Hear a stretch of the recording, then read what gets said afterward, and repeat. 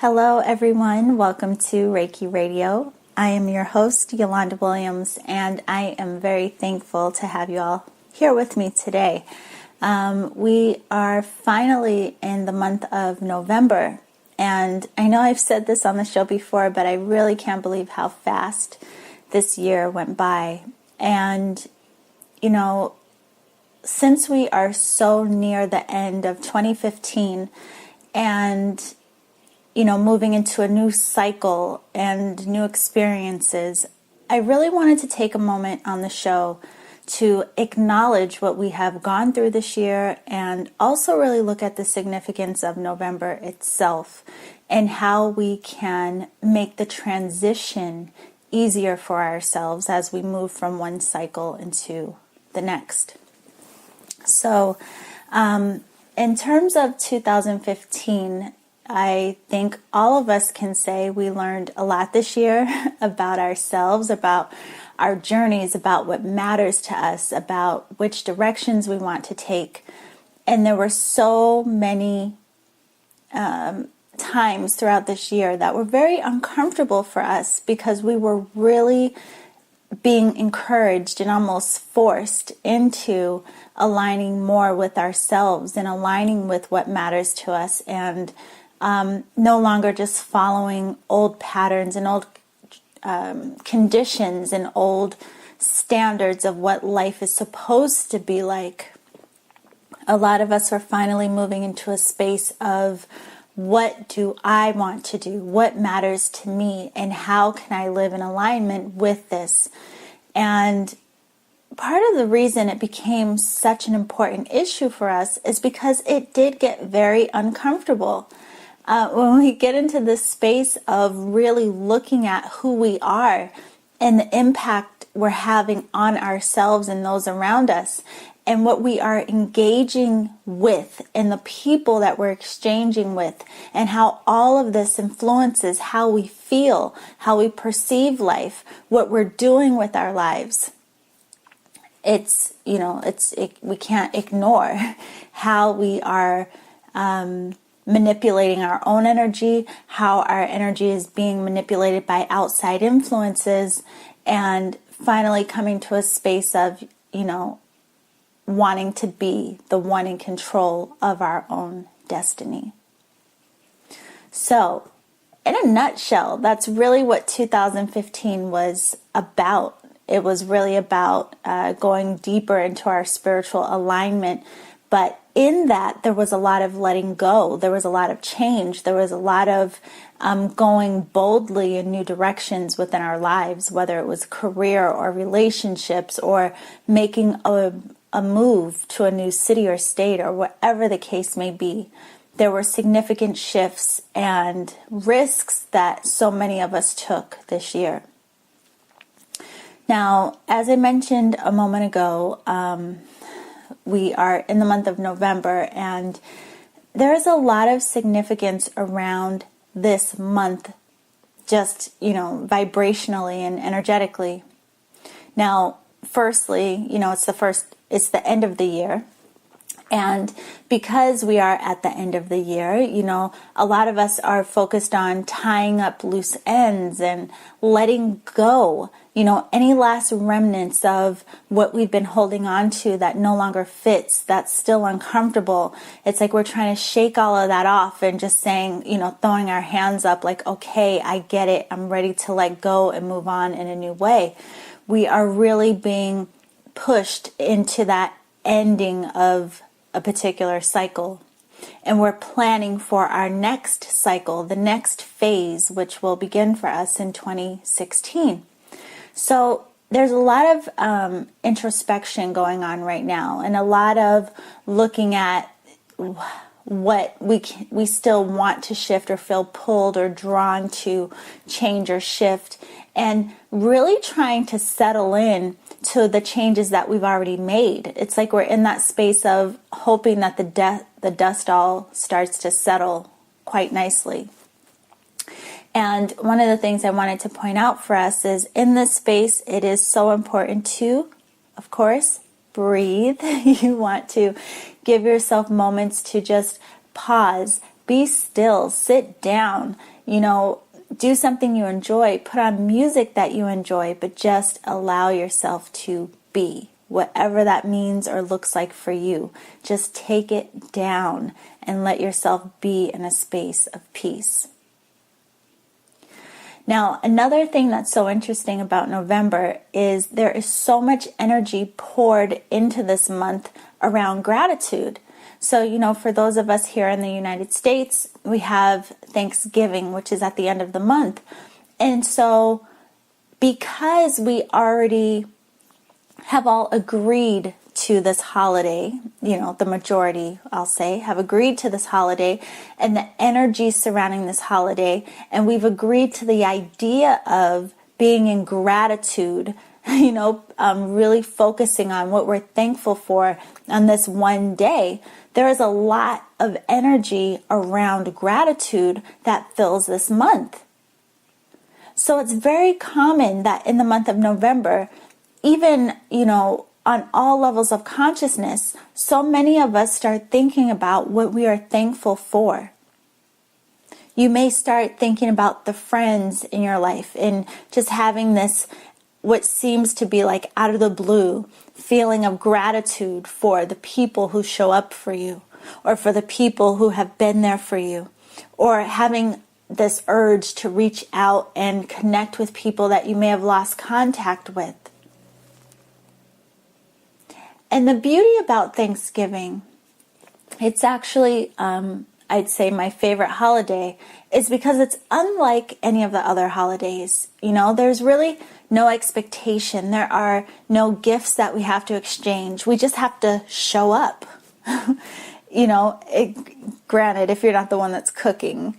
But it's just like this communal gathering of family and friends and loved ones. It's just a space for everyone to get together, share a meal, and take a moment to acknowledge what they are grateful for. I mean, it's really a beautiful gesture. I mean, it's a beautiful way to connect. It's a beautiful reason to get together. Just to say thank you, to enjoy a meal, and acknowledge each other. Now, regardless if you are celebrating Thanksgiving or not, another thing about November is we can see the change all around us, right? So not only is it the end of the year, but we see the changes going on around us. So for people who are in a place where you may have the trees, the leaves are changing. So the foliage, the trees start to turn from green to all these beautiful, vibrant colors. If you listen to the show, you know that now I live in San Diego, but I grew up in Massachusetts, and I miss the fall. I miss those beautiful colors in the trees. And another thing about this time of year is that the air feels different. The air is more crisp. People are starting to bundle up, wanting to be close, wanting to make those connections, right?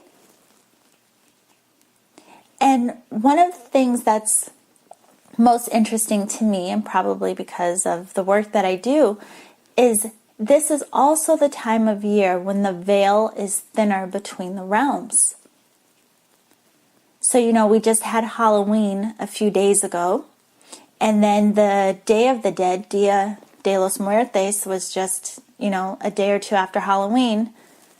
And the reason these holidays are celebrated and these days are acknowledged is because the veil is thinner between the realms.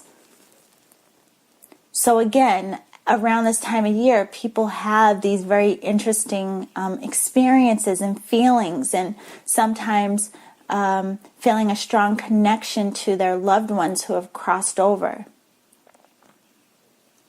It's really a magical time of year. There's so much going on around us, and at the base, at the foundation of all of this change is really the preparation for us getting ready to move into a new cycle. Now, the key factor in all of this change, of course, is you. At this time, what is your perspective? How are you viewing your life? And what is your willingness to release attachments and letting go of things that no longer work for you? Do you feel excited about what's to come? Are you feeling uncomfortable about the possibility or actually going through change? Now, one of the things that we can do is become the observer. Now, this is really what I wanted to talk to you about today, because it can be tough for so many of us when we're going through a change and we feel pressure about the new year and pressure around, these new expectations that we're going to set for ourselves and, new goals and new plans. Take a breath and witness yourself. The truth is that we all experience discomfort in making these shifts and changes, but we can make it easier and make it more beneficial to our growth just by observing ourselves. So if you start paying attention to what your thoughts are, start paying attention to what triggers you, and start paying attention to what motivates you. This will help you not only know what to heal, not only help you to realize what you're holding on to that may be holding you back, but it will also help you to have more self-control, make better decisions, work from a space of clarity and awareness. So, who are you?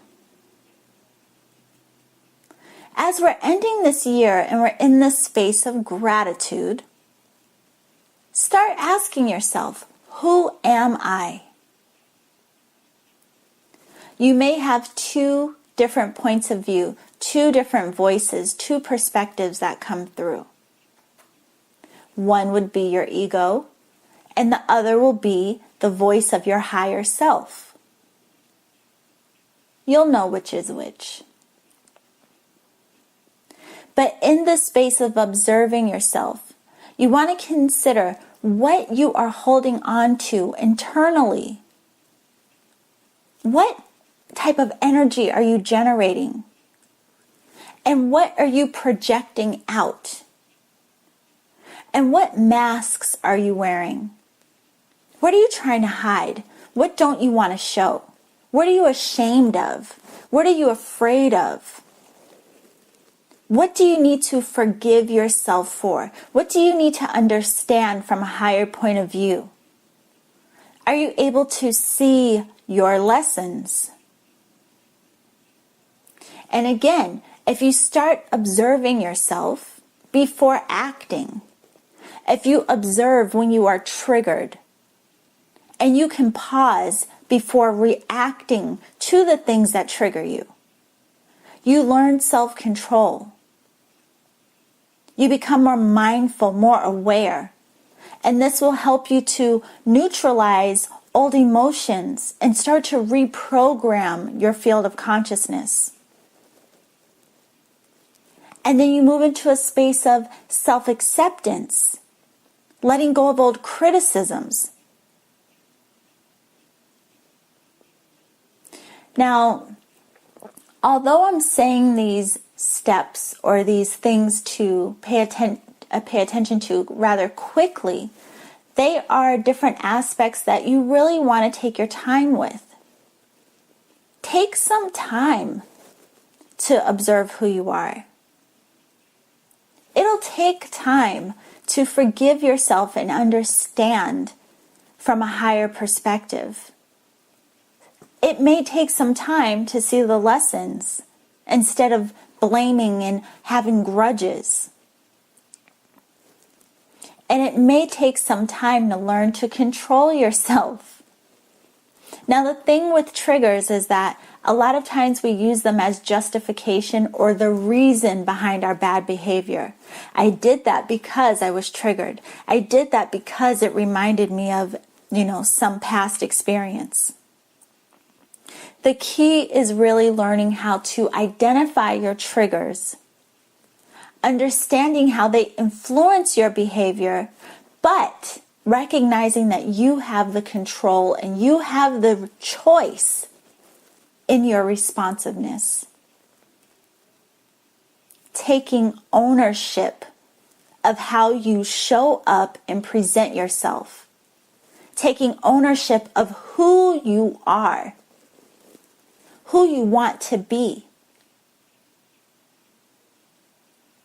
Respecting yourself, your mind, your body, your spirit. Being mindful of the way you talk to yourself, what you say about yourself, how you treat yourself, what you do to your body, what you feed into your body, how you nurture your body. And all of these really help you with the unlayering and getting to that seed, that root, the center of loving yourself and honoring your divinity. When you love yourself unconditionally, it changes every aspect of your life. It changes how you treat you. It changes how you treat other people. It changes what you expect of yourself and others. It changes the whole game. Now, this is easy for me to tell you, but it really isn't going to matter until you decide to do the work on yourself to get there. Now, there are so many different tools we can use to do this type of work on ourselves. And for those of you who do listen to the show, you do know that I have a 44-day meditation challenge, which actually ends on Thanksgiving. But you can start it at any time and go at your own pace. And these meditations are free. And they're all about focusing on love and transforming your energy, transforming your field of consciousness, bringing you into a deeper level of awareness of you being love, about the love you are, about the love you deserve, about the love that exists within you, around you, runs through you, and for you.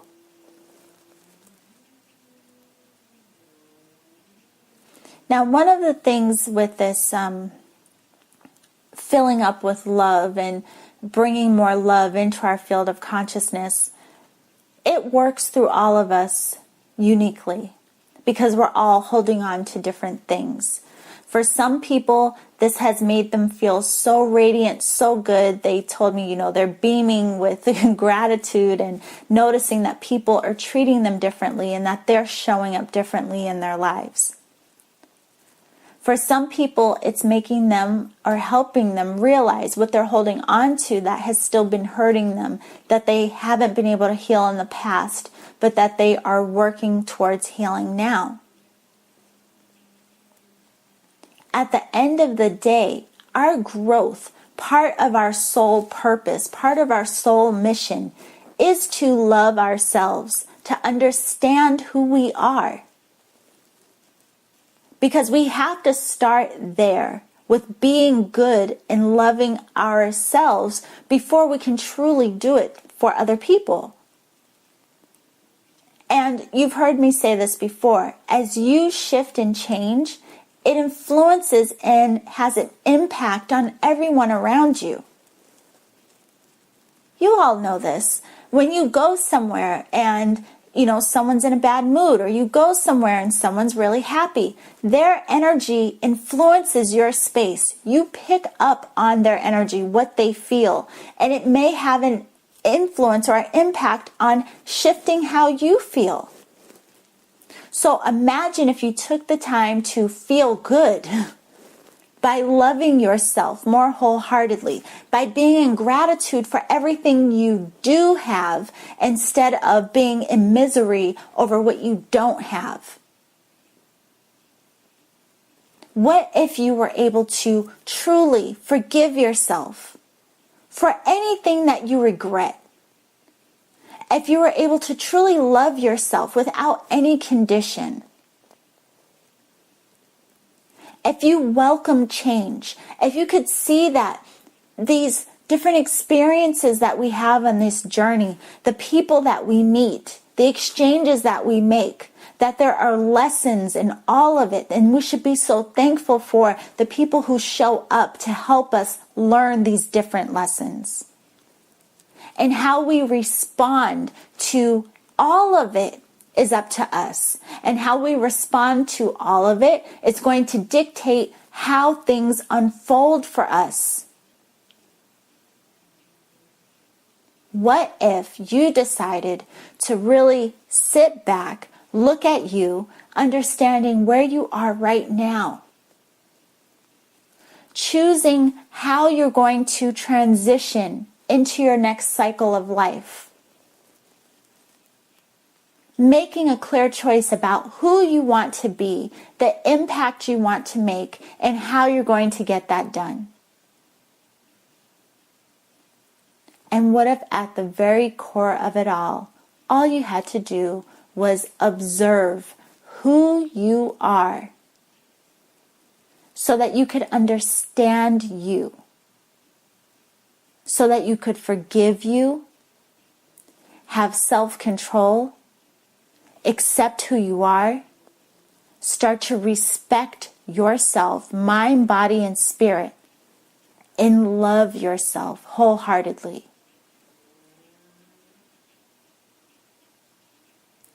It'll be interesting to see how this all goes for all of us, working through these transitions and these layers. There's layers to this. And I have to tell you, I have been doing the radio show for 2 years, but I started doing this work on myself far long before I did the radio show. And it's an ongoing process. Even in my own personal practice and, doing this work on myself and all of these things, it's like you get to one layer and you're like, oh, wow, I figured that out. I understand this about myself. I'm working on this. Everything's good. And then before you know it, there's another cycle to go through. There's something else to unearth. There's another layer to work through. There's something else to understand that moves you closer to higher levels of consciousness, higher levels of understanding, your soul evolution, the reason you are here, why you showed up. You're working through the layers as this becomes more and more clear to you, as it all begins to make more sense. So as always, I hope that today's show gave you some food for thought. And I will encourage all of you who haven't signed up for my newsletter yet, be sure you go to my website, which is yewchi.com. That's YEWCHI.com, and sign up for my Yewchi newsletter. That way you'll have access to my free workbook, which is called Creating with the Moon and Stars. That will help you learn how to manifest more consciously, but also show you how to tap into the different zodiac signs to learn the strengths of each sign throughout this year ahead. So that it's actually a fun workbook to play with. And then on top of that, you will receive updates about upcoming classes and webinars and other offerings that I'll have. Now, I will say for everyone that has been part of the show and that I've had an opportunity to work with, I will be doing things differently in 2016. I have new classes, new things that we're going to work on together. And I can't wait really to experience and explore all of these new tools and techniques with you. So again, be sure to sign up for Yuchi newsletter at yuchi.com. That way you'll be the first to find out when these classes begin, because they're always limited spacing. And you want to make sure that you get in so that we can have an opportunity to work together. So, as always, I thank you for being here with me today. And remember to always journey in love.